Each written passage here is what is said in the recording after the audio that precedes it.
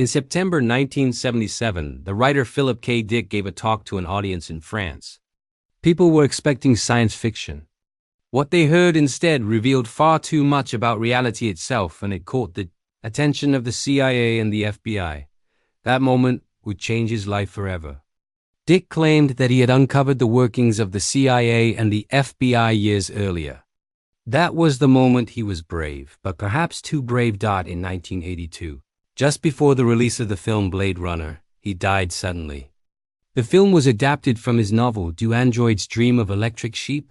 Fans found it strange that a writer who had predicted so many modern themes, artificial intelligence, identity, and reality, never lived to see the movie that would make him famous worldwide. What seems strange to me is this: he was only a science fiction writer. Yet the FBI and the CIA began monitoring him. That makes me think he may have touched on information not meant to be public. Now listen carefully to what follows. Yes, it is mind-bending, but if we pay attention, we can understand what he was trying to say. Imagine a painting hanging on a wall.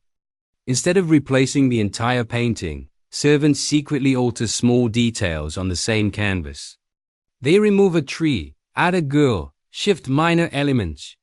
When the owner looks at it, they see something new yet familiar. The mind struggles. It is the same painting, and yet it is not. Dick used this example to suggest that reality can be transformed subtly, without being completely replaced.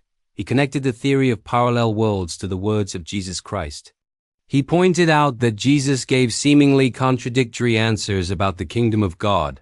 Jesus said, "My kingdom is not of this world," but also said, "The kingdom of God is within you or among you."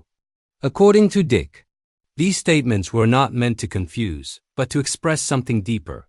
Perhaps Jesus was referring to multiple realities, parallel realms accessible to different people. Some dark, some beautiful, and the highest being the just kingdom of God. In one of his books, after linking these ideas to subconscious memories, Dick began describing in detail what happened to him in early 1974. He said it began while he was recovering at home after dental surgery.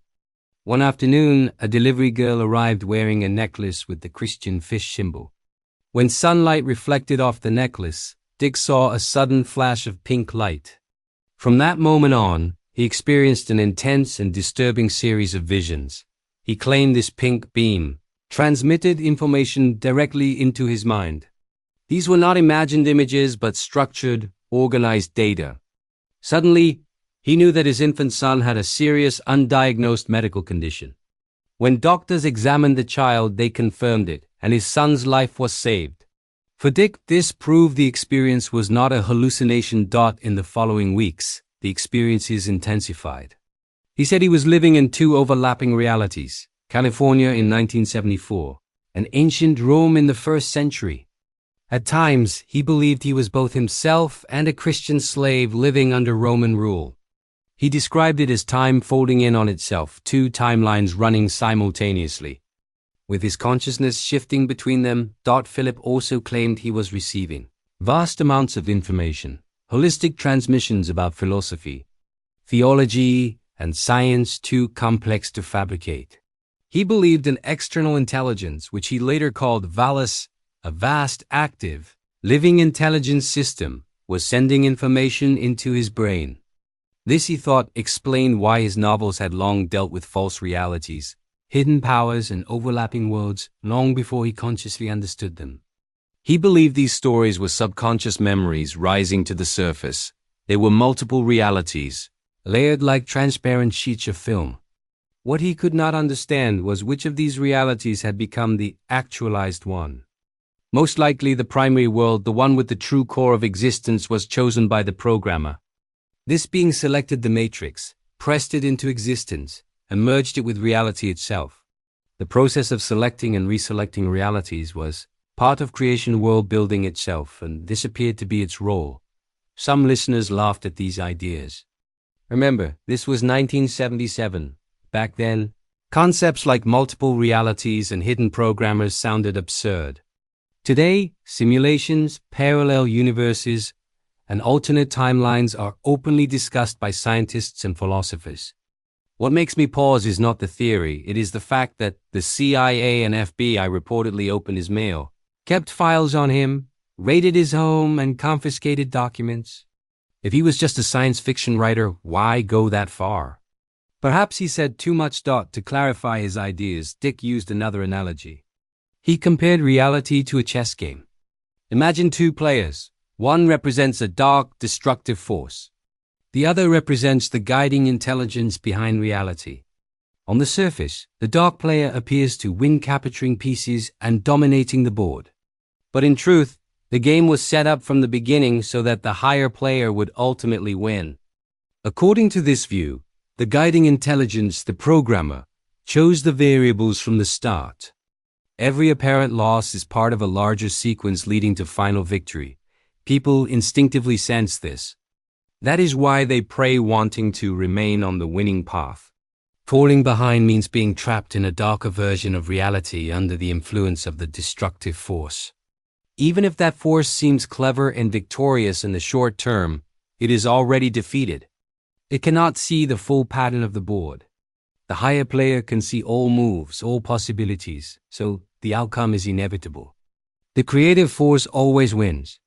The only question is whether we move with it or remain on the losing side. According to Dick, a splitter manipulation had occurred not in our present, but in our past.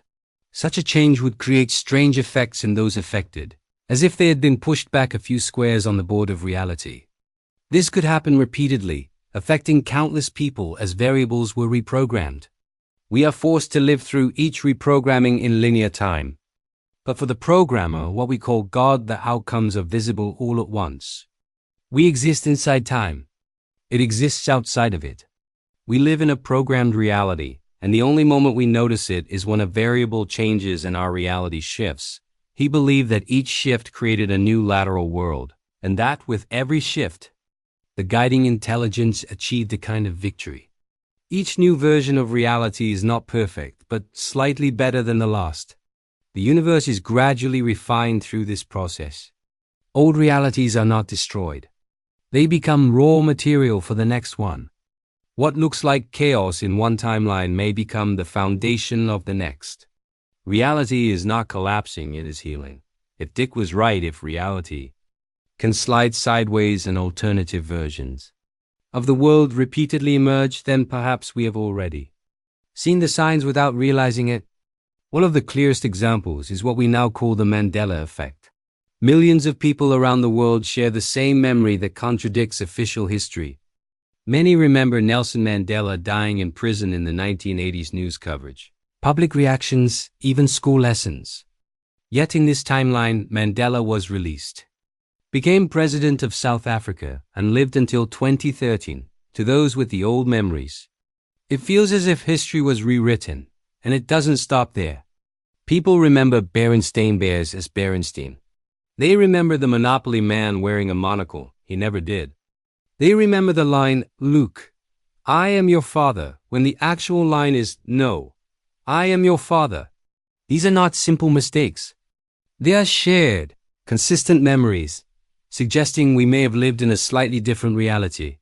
Philip K. Dick's theory offers a possible explanation. If variables can be changed, if a programmer can slide us laterally from one timeline to another, then déjà vu, false memories, and the Mandela effect may not be errors at all. They may be remnants of former presents we no longer inhabit. Things grow even stranger when we look at popular culture. Sometimes it seems to reference events long before they occur. The most famous example is The Simpsons. For over 30 years, the show has depicted events that later appeared in real-life smartwatches. Autocorrect jokes before smartphones, Disney acquiring 20th Century Fox, skyscrapers resembling the Shard years before construction, Nobel Prize predictions matching real winners, even a three-eyed fish near a nuclear plant long before a similar real-world discovery. The list becomes impossible to ignore. These are not vague jokes, they are surprisingly specific. Some dismiss them as coincidence. Others wonder if the writers had access to hidden information. Some half-jokingly suggest the creators glimpsed the future or accessed the overlapping layers of reality. Philip K. Dick described in 1977, placed alongside his ideas. The similarities are hard to ignore. Multiple versions of the world layered like transparent films, one becoming actualized over the others.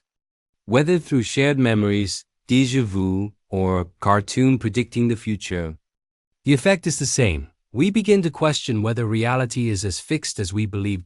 And once you notice that, a final question emerges. Are these just coincidences, or are they clues that we are drifting between parallel universes, sliding unknowingly across alternative timelines?